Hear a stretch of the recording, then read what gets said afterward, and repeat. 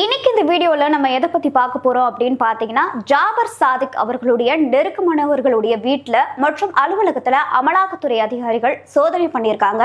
அதை பத்தி தான் நம்ம பார்க்க போறோம். யார் இந்த ஜாபர் சாதிக்? ஜாபர் சாதிக் பாத்தீங்கன்னா முன்னாள் திமுக அயலக அணி மாவட்ட அமைப்பாளரும் திரைப்பட தயாரிப்பாளரும் தான் ஜாபர் சாதிக். இவர் பாத்தீங்கன்னா 2000 கோடி ரூபாய் போதைப் பொருள் கடத்தல் விவகாரத்துல ஜாபர் சாதிக்கும் அவர்களுடைய நெருக்கமானவர்னு சொல்லி ஒரு 5 பேரை போதைப்பொருள் தடுப்பு பிரிவு அதிகாரிகள் கடந்த மாசம் கைது செஞ்சாங்க.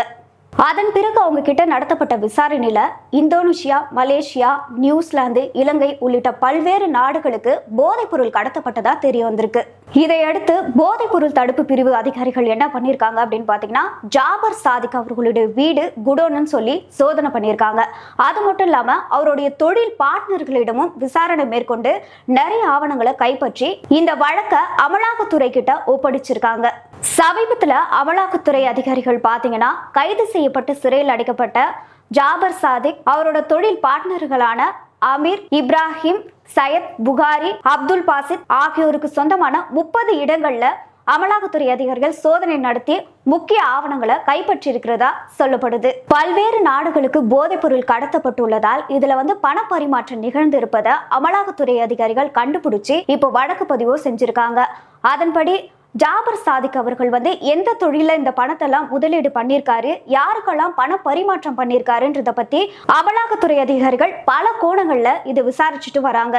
இந்த நிலையில ஜாபர் சாதிக் அவர்கள் இறைவன் மிக பெரியவன் என்ற ஒரு படத்தை தயாரிச்சுட்டு வராரு. இந்த படத்தோட இயக்குனர் யாருன்னு பாத்தீங்கன்னா அமீர் அவர்கள் தான். இந்த படத்துல ஜாபர் சாதிக் பணத்தை பயன்படுத்தி இருக்கிறாரான்னு சொல்லி அமீரோட அலுவலகத்துல அமலாக்கத்துறை அதிகாரிகள் சோதனை பண்ணிருக்காங்க. இது ஒரு பரபரப்பை கிளப்பியிருக்கு. அமீர் அவர்கள் சமீபத்துல ஒரு நிகழ்ச்சியில கலந்துகிட்டாரு. அமீர் அவர்கள் கிட்ட நிருபர்கள்லாம் அமலாக்கத்துறை சோதனையை பத்தி கேட்டப்ப அவர் என்ன சொல்லியிருக்காரு அப்படின்னு பாத்தீங்கன்னா, அமலாக்கத்துறை அதிகாரிகள் என்ன எடுத்தாங்கன்னு நான் சொல்ல முடியாது, அவங்க தான் சொல்லணும் அப்படின்ற மாதிரி சொல்லியிருக்காரு. அது மட்டும் இல்லாம 11 மணி நேரம் என் வீட்டுல சோதனை நடந்தது உண்மைதான், ஆனா என்ன எடுத்தாங்கன்னு அவங்க தான் சொல்லணும், நான் சொல்லக்கூடாது அப்படின்ற மாதிரி சொல்லியிருக்காரு.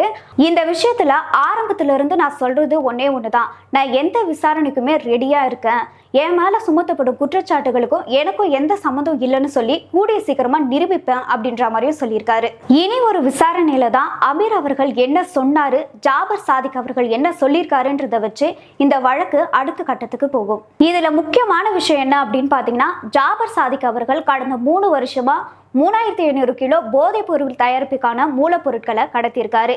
இது திமுகவிற்கும் திமுகவை சார்ந்தவர்களுக்கும் நிதி வழங்கப்பட்டதாகவும் சொல்லப்படுது. எதிர்கட்சிகள்லாம் இதை பத்தி என்ன சொல்றாங்க அப்படின்னு பாத்தீங்கன்னா, இவர் அயலக மாவட்ட அமைப்பாளரா இருந்திருக்காங்க, கண்டிப்பா திமுக தெரியாம இருக்கிறதுக்கு வாய்ப்பே கிடையாது, திமுகவுமே இவருக்கு சப்போர்ட் பண்ணியிருக்காங்க, கண்டிப்பா அவங்க மீதுமே நடவடிக்கை எடுக்கணும் அப்படின்னு சொல்லிட்டு பலரும் குற்றச்சாட்டை முன் வச்சுட்டு வராங்க. இதை பத்தி முதலமைச்சர் மு.க. ஸ்டாலின் அவர்கள் என்ன சொல்லியிருக்காரு அப்படின்னு பாத்தீங்கன்னா, பாஜக ஆட்சி செய்யும் குஜராத் மாநிலம் தான் போதைப் பொருட்களுடைய தலைநகரமா இருக்கிறதா புள்ளி விவரங்கள் சொல்றதா எடப்பாடி அவர்கள் சொல்லியிருந்தாரு. சோ இந்த 2 கட்சியும் தான் போதைப் பொருட்களுக்கு வித்திட்ட கட்சியா இருக்கு, தேவையில்லாம திமுக மீது அவதூறு பரப்ப வேண்டாம்னு சொல்லியிருக்காரு. அது மட்டும் இல்லாம ஜாபர் சாதிக் மீது கடுமையா நடவடிக்கை எடுக்கப்படும் சொல்லியிருக்காரு. இப்ப பாத்தீங்கன்னா இந்த வழக்கு ரொம்பவே பரபரப்பா போயிட்டு இருக்கு. இத பத்தி நீங்க என்ன நினைக்கிறீங்கன்னு சொல்லி கமெண்ட் பண்ணுங்க.